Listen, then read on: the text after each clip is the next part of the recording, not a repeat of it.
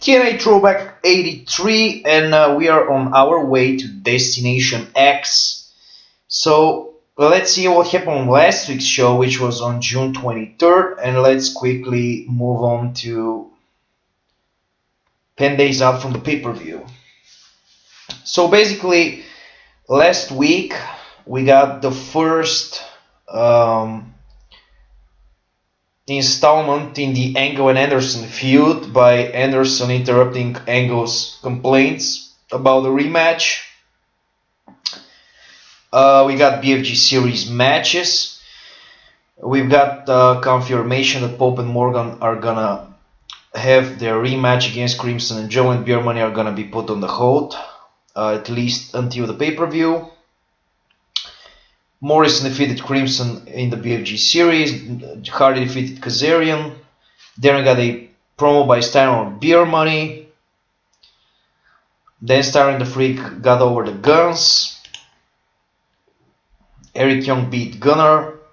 We got Abyss and Sting confrontation where Sting wants to put his career on the line. Jay Leto beating Carlito. Then we got Aries basically using option C and giving the X title to Heyman. So at Destination X he's gonna be Jay Leto and Austin Aries for the World Championship in the main event. AJ beat RVD. So June 30th, this is the last Impact of June. Next week is July 7th, it's a go-home show for the pay-per-view. So the show opened with Heyman vacating the X title and announcing a 6-way Ultimate X at the pay-per-view to determine the new champion. So this is the official stripping of the title from Aries. Aries has been a pretty dominant champion if you exclude the 1-month reign by Robbie E, when Robbie E cashed in his Feast or Fired. I think Aries has been the X-Champ pretty much through Bound for Glory until now. Then we got Lito opening the show. He called out Aries. He wanted the first confrontation, basically eye to eye or face to face. But instead Pope and Morgan came out and they attacked him. So the point of this segment is for Aries to make the save. This prompted him to book these guys in a tag match. So we're gonna have Aries and Leto teaming up against Pope and Morgan, who are the heel tag team champions. The point here is to build up a respectful rivalry because Aries is a babyface. He comes off as an X Division champion, former X champion, and Leto is the babyface world champion. So when you have a babyface against babyface, you can book them in a tag match. So we can see can they coexisting. Announcement about the X title qualifiers. They will take place tonight and next week. The first entrant in the 6-way is John Morrison because he was the last challenger for the championship, so he won't be required to win a qualification match. Then we got the last match of the BFG Series round 1. Chris Daniels defeated Joe via pinfall when Joe got distracted by Crimson talking at ringside. So basically, we have really a few weeks to build up this Joe and Crimson split, so we need to have Joe or Crimson costing themselves matches in a very accidental way. Probably every match they have in the BFG Series. I've already stated I'm going to split them, so the rematch against Pope and Morgan is going to be their last match together. It's probably going to lead to a turn by one of them. So I'm building tension between them, so there's going to be a reason one of them turns to the pay-per-view. Then we got Abyss. He addressed Sting's request, and he said he's willing to put his mask on the line for a rematch. X-Title qualifier. Homicide defeated Suicide via Cop Killer. So Homicide is the second entrant in the 6-way match. Round 2 kicks off BFG Series. Eric Young defeated Jeff Hardy via DQ when member of Team Fight Club attacked Eric Young. So this is a very smart move because one of the guys from Eric Young's group attacked him, so it causes a DQ on Hardy. So Hardy is basically minus 10 points. So instead of 27, Hardy is on 17 points, and Eric Young picks up 3 points. Then we got backstage where Pope and Morgan threatened Aries and Lito and hyped up their match against Crimson and Joe. Steiner cut another promo on Beer Money, and he said that him and Freak will show them who the rightful #1 contenders are.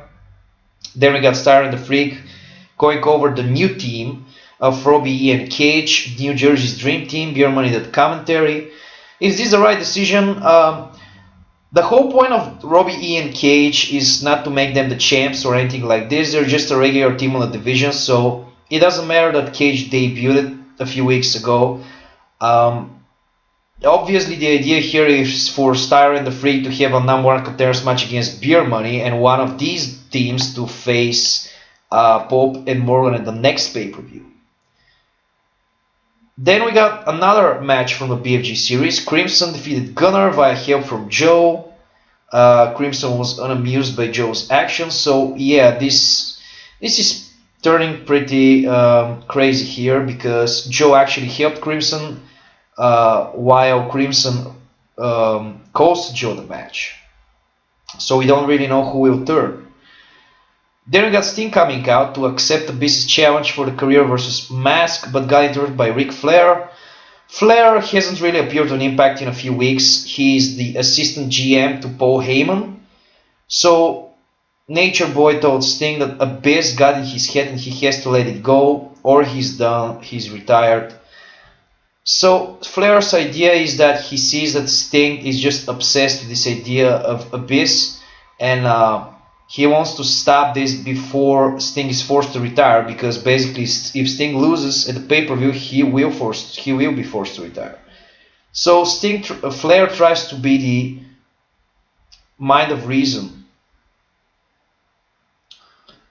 X-Title qualifier, we got the Guns beating Generation Me, so both the Guns qualify for the 6-way.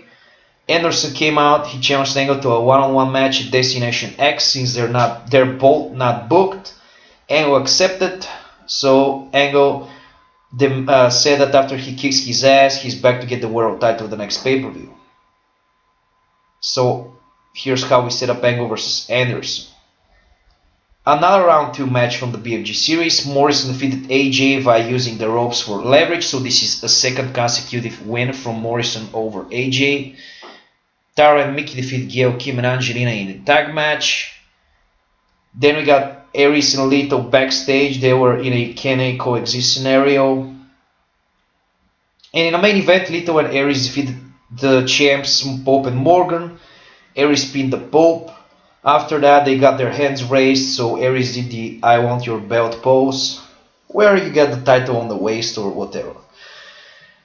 So the point of the main event was to establish that Aries and Lito are main event players by going over the World Tag Champions. And if some of you guys are following the series, you know that Pope is the former champion and Lito basically beat him for the title. So it makes it even more important. And the point here is to establish that Lito and Aries respect each other because they are the baby faces, but they'll have a match for the world title. So this is no joke. This is no joke. Something else, I don't know. Yeah, Angle and Anderson are gonna face the pay-per-view. I'm gonna have a program with these two guys because Angle obviously needs an opponent, and Anderson is coming off the feud of his feud with Gunner.